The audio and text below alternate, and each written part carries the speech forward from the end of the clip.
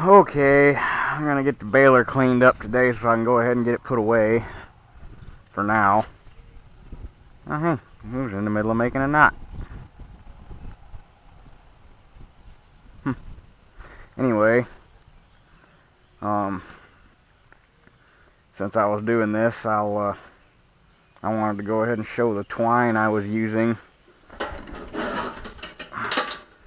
and explain a little bit better as to what it was doing. I never even looked to see what brand this stuff was. I just stuck it in the baler. This is, yeah.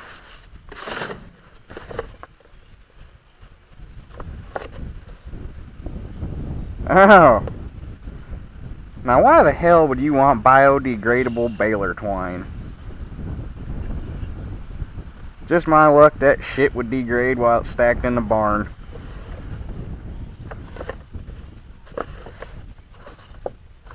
I don't even think green. Well, I guess that was kind of a stupid comment. Since it is natural fiber, it is going to biodegrade, but you were using the finest baler twine in the world. I call bullshit. I don't even see a brand name on it, though. But there's just something about this stuff. It doesn't even... I mean, normally sisal twine, when you rub it, there's something that rubs off on your fingers. It feels kind of oily. I don't know if they have something on there as a preservative or what. But, I mean, normally when you got sisal baler twine, you run your hand across it. It kind of feels like running your hand across a cheese grater. Just good. What's the word I'm looking for here? It's got a real rough texture to it. And it holds a really good knot because those hairs lock themselves together, provided your baler's making a good knot. And sisal twine and old baler, and by old I mean like 30-40-year-old baler. That's the way to go. Don't try to run fucking plastic in them. But basically what this thing would do, that's just, it has to be that damn twine. Plus it's tiny as hell. I mean, that's getting down to the size of plastic.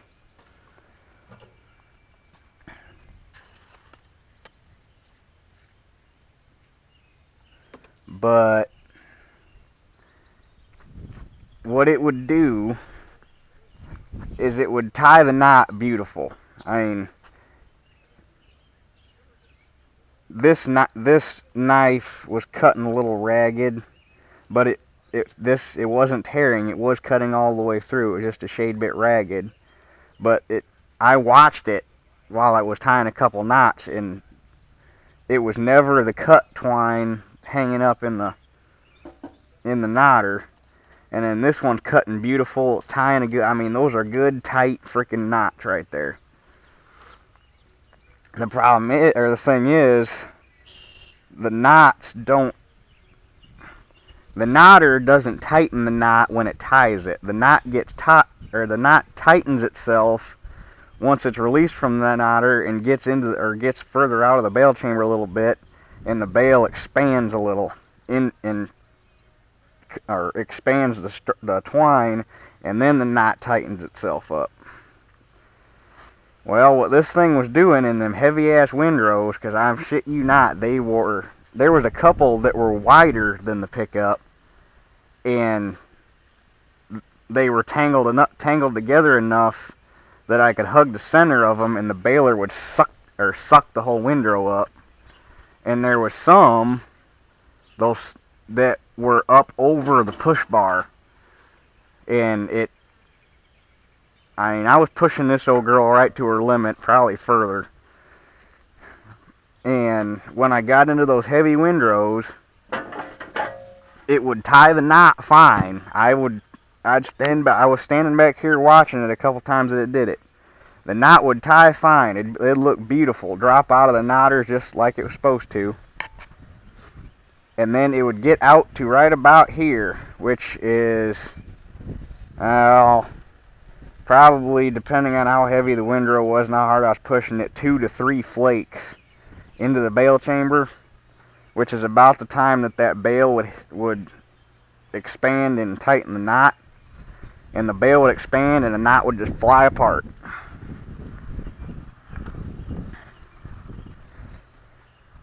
So, and it's got to be the fact that twine has, like I say, there's something on it that makes it really freaking slick, and it's really smooth. It doesn't feel like the sisal twine I'm used to. And I think part of the problem also is it's so stinking small. Normally, he runs a County line, which is a Rural King brand, 7,000 twine. And this is a 7,000 twine, but it's just really freaking small. And that County line, I'd say, is not quite half again as big as this. And if you look at the notches in these twine discs, I mean, these balers are meant to run the big ass, gnarly, 9,000 pound, huge ass sisal twine that they used back in the day. So I think between the fact that it's so slick and the fact that it's such small diameter twine was my problem. Because last year during the 4th of July, I ran this baler for 3 days, punched, I think it was just somewhere between 12 and 1,300 bales through it, which for this baler is a lot, 'cause I think this thing's only rated for, I think the book says 3 or 4 ton an hour. And back in the day it was a big baler. By today's standards, that's freaking tiny. But I ran 1,200 bales through this thing, and if I missed 20 in that whole 1,200, I'd have been surprised. I mean, it was down to maybe 1 bale a load, if that. And like the other day when I was baling, it was 2, 3, 4 bales per trip across the field. It was just ridiculous. So I think if I'm going to keep baling for that guy, I'm just going to start using my own twine. Because whenever you change twine, or change weight or brand of twine, because different brands will make a difference as to how the knot, or how well they work in the knotters. Every time you change that weight or brand of twine, you need to go through and readjust the knotters. And if I'm going to keep doing this, I need to make sure I'm running the same twine in it every time, so I don't got to screw with the knotters. And I'm seriously, in my mind, if you're going to run baler twine, run New Holland. They've been making balers since, or self-tying balers since God knows when. I think 47 was when they came out, when New Holland came out with their first self-tying baler. And fun fact, New Holland's not the one that invented the twine knotter. New Idea is actually the first company that patented a self-tying twine knotter. Fun fact. But if you've been building balers as long as New Holland has, you'd think by now they'd have the twine down pat. So I think I'm going to look at getting, I got to run to the New Holland dealer at some point, and I want to look at their 7,200 and their 9,000. And I'm going to start running New Holland twine in it and see if that makes any difference. I gotta believe that if I get 9,000 in it, it'll make it, I gotta believe that'll make a huge difference. Because I've never actually looked in the book to see if they give a twine recommendation for this thing.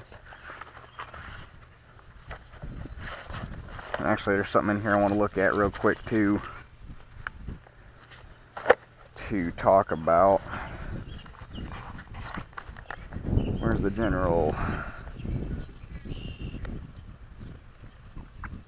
length, width, pickup, length of bales, strokes per minute. This baler is only 63 strokes per minute. If you want to increase the capacity of a square baler, you have to increase the strokes per minute.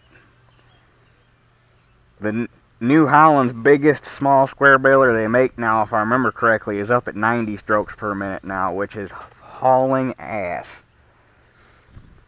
And that's the biggest thing that you have to be careful of in this baler in big windrows is the strokes. It's got fewer strokes per minute, so when you start stuffing hay in there, there's been times where I've been punching a bale out in 6 strokes. So a 6 flake bale. I never broke twine doing that.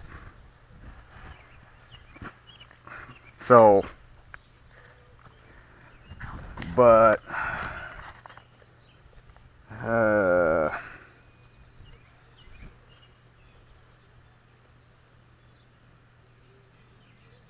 this is a 10 ton per hour baler.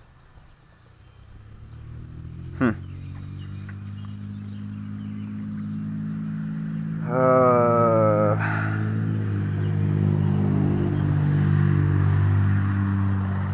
try that. I want to see.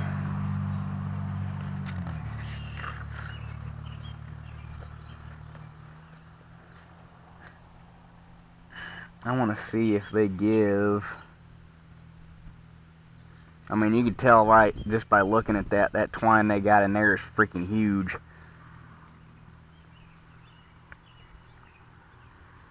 But I want to see if they give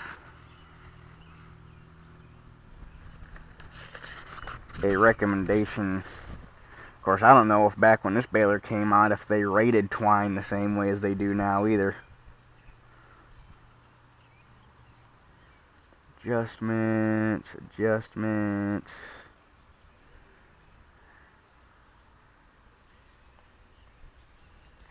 Nah, I'm not seeing nothing in here about what kind of or what weight of twine to use, but if I had to guess, 9,000 would probably work pretty good in it.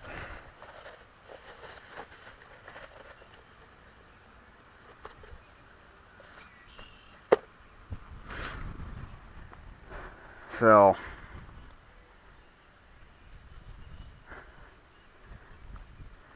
there is a possibility, a slight possibility, I'm going to have to help him bale again. Because normally he only wants to run 2 balers on first cutting. Oh, last weekend when we were baling, we were actually running 3 balers. So, but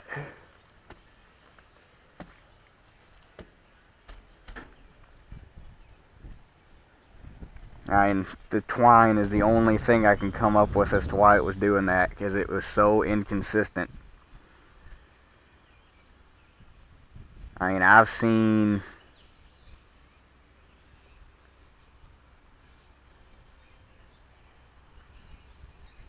anytime when a baler is screwing up like that, normally if it's a nodder issue, it's something fairly consistent. Like every bale, every 2 bales. But this thing would, there'd be stretches where it'd punch out 20 bales in a row and never miss a lick, and then all of a sudden it'd miss 2 in a row, and then it'd bail 1, and then it'd miss 1, and then it'd bail 4, and then it'd miss 1, and then there'd be another streak where it'd bail 25 in a row and never miss a lick. And every time I've bailed and it's been inconsistent like that, it's been a twine issue, not a nodder issue. Now, if this baler was old, or if this baler had been used and abused and had the dog shit whooped out of it and had 100, 200, 300, 400,000 bales put through it, okay, and the nodders are whooped, it's probably time to retire it, since there's no way or since you can't get parts to rebuild these nodders anymore. But this baler literally has 5 years of use on it. If it has 20,000 bales put through it in its life, I would be surprised. I mean, them nodders are virgin tight. So the twine is the only thing I know to change at this point, because I was adjusting everything I could on the knotters without physically flipping them up and making serious adjustments. Because I went through last year, and I readjusted the tucker fingers, and I readjusted the needle position and everything, and got it set exactly like the book wants it to be set. So there can't be anything wrong there, unless something went out of adjustment, but I haven't used it enough for something to go out of adjustment like that. So, like I say, the twine is the only thing I can figure.